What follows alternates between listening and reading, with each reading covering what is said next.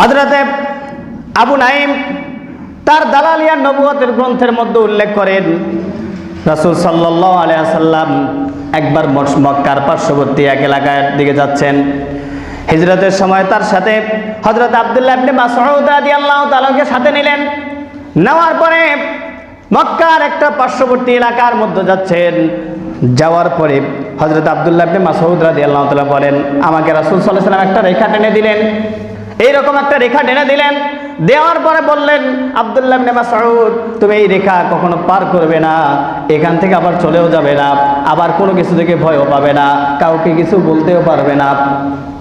এই জায়গায় তুমি অবস্থান করো যতক্ষণ পর্যন্ত না আমি ফিরে না আসবো, ততক্ষণ পর্যন্ত এই জায়গায় অবস্থান করো, কাউকে কিছু বলবাও না, কিছু থেকে ভয়ও পাবা না, এই রেখা পারও হবে না, এখান থেকে চলেও যাবে না। এই কথা বলার পরে রাসূল সাল্লাল্লাহু আলাইহি ওয়াসাল্লাম সামনে আগালেন। আব্দুল্লাহ ইবনে মাসউদ রাদিয়াল্লাহু তাআলা জায়গায় দাঁড়িয়ে রইলেন। আল্লাহ রাসূল সাল্লাল্লাহু আলাইহি ওয়াসাল্লাম সামনে আগালেন। কিছু দূর যাওয়ার পরে ওই জায়গায় রাসূল সাল্লাল্লাহু আলাইহি ওয়াসাল্লাম বসে পড়লেন। যখন বসে পড়লেন, কিছু লোক রাসূল সাল্লাল্লাহু আলাইহি ওয়াসাল্লামের সামনে সমবেত হয়ে গেল, জমা হয়ে গেল। লোকগুলো দেখতে এতটাই অত্যন্ত কালো ছিল, এত কালো লোক আব্দুল্লাহ ইবনে মাসউদ বলেন আমি জীবনে আর দেখি নাই। এতটাই কালো ছিল। হযরত আব্দুল্লাহ ইবনে মাসউদ বলেন, আমার মনে হলো এই লোকগুলো ছিল জিত্তির গোত্রের লোক। জিত্তির গোত্র মানে অত্যন্ত কালো গোত্র, ওই গোত্রের লোকগুলো অত্যন্ত কালো। তিনি বলেছেন ওই গোত্রের লোকেরা মনে হলো আমার কাছে। এরপরে রাসূল সাল্লাল্লাহু আলাইহি ওয়াসাল্লাম তাদের সাথে কি জানি কথা বললেন। বলার পরে যখন তারা উঠে চলে যাবে, এই অবস্থায় ওই লোকেরা রাসূল সাল্লাল্লাহু আলাইহি ওয়াসাল্লামকে বললেন, হে আল্লাহর নবী, আমরা অনেক দূর থেকে এসেছি, আমাদের থাকার জায়গা, আমাদের বাসস্থান, আমাদের স্থান অনেক দূরে, আমরা দূর থেকে চলে এসেছি। এখন আমরা যে চলে যাব, আমাদের কিছু খাবারের জন্য পাথেয় দেন, কিছু খাদ্য দেন। আল্লাহ রাসূল সাল্লাল্লাহু আলাইহি সাল্লাম বললেন, তোমাদের জন্য গোবরে আল্লাহ পাক খাবারের ব্যবস্থা করেছেন, আর যেখানে হাড় পাবে সেই হাড়ের মধ্যে আল্লাহ পাক তোমাদের জন্য খাবারের ব্যবস্থা করেছে। আল্লাহ রাসূল সাল্লাল্লাহু আলাইহি সাল্লাম তাদেরকে যখন বললেন, তারা চলে গেল। আব্দুল্লাহ ইবনে মাসউদ রাদিয়াল্লাহু তাআলা আনহু তিনি ওই জায়গায় দাঁড়িয়ে রয়েছেন। যখন আল্লাহ রাসূল সাল্লাল্লাহু আলাইহি ওয়াসাল্লাম আব্দুল্লাহ ইবনে মাসউদের কাছে চলে আসলেন, রাসূল সাল্লাল্লাহু আলাইহি ওয়াসাল্লামকে জিজ্ঞেস করলেন, ইয়া রাসূলুল্লাহ, ইয়া হাবিবাল্লাহ, তারা কারা ছিল? আল্লাহ রাসূল সাল্লাল্লাহু আলাইহি ওয়াসাল্লাম বলেন, ও আব্দুল্লাহ ইবনে মাসউদ, তারা হলো নাসিবাইন নামক জিনের দল ছিল। নাসিবাইন অর্থ হলো বহুদূরে তাদের বাসা, বহুদূরের একদল জিনেরা তারা এসেছে। আল্লাহ পাক কোরআনের মধ্যে জানিয়ে দিয়েছেন 72 নম্বর সূরা জিনের 19 নম্বর আয়াতের মধ্যে, ওই সময় জিনেরা এসেছে রাসূল সাল্লাল্লাহু আলাইহি ওয়াসাল্লামের কাছে কিছু নসিহত শোনার জন্য, কোরআন থেকে তেলাওয়াত শোনার জন্য। তারা ওই জায়গায় সমবেত হয়েছে কি শোনার জন্য? কোরআন তেলাওয়াত শোনার জন্য। সুবহানাল্লাহ। তাহলে তারা যখন চলে গেল, যখন পাথেয় চাইল, রাসূল কি বললেন? যে তোমাদের জন্য আল্লাহ পাক কিসের ব্যবস্থা করেছেন? হাড় এবং গোবরের মধ্যে তোমাদের খাবারের ব্যবস্থা করেছেন। সুবহানাল্লাহ।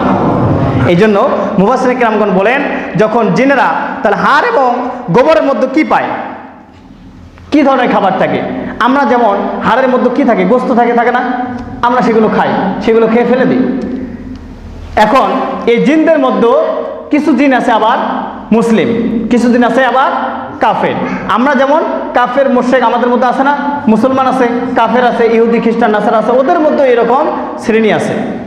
তো যারা যে পশুগুলো আল্লাহর নামে জবাই করা হয়, ওই পশুগুলোর হাড় শুধুমাত্র খাবার হলো মুসলিম জিনদের জন্য। সুবহানাল্লাহ বলবেন না? যে পশুগুলো জবাই করার সময় কিসের নাম নেওয়া হয়? কার নাম? সবাই বলেন কার নাম?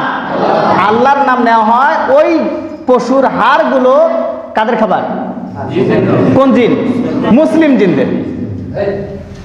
আর যে পশুগুলো জবাই করার সময় আল্লাহ তাআলার নাম নেওয়া হয় না, সেই পশুর হাড়গুলো হলো কাফের জিনদের। কাদের? কাফের।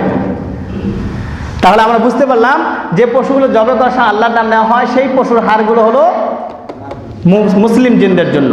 তো এই হাড় যে আমরা গোস্ত খাওয়ার পর ফেলে দিচ্ছি, তাহলে তারা কি শুধু হাড়ে খাচ্ছে?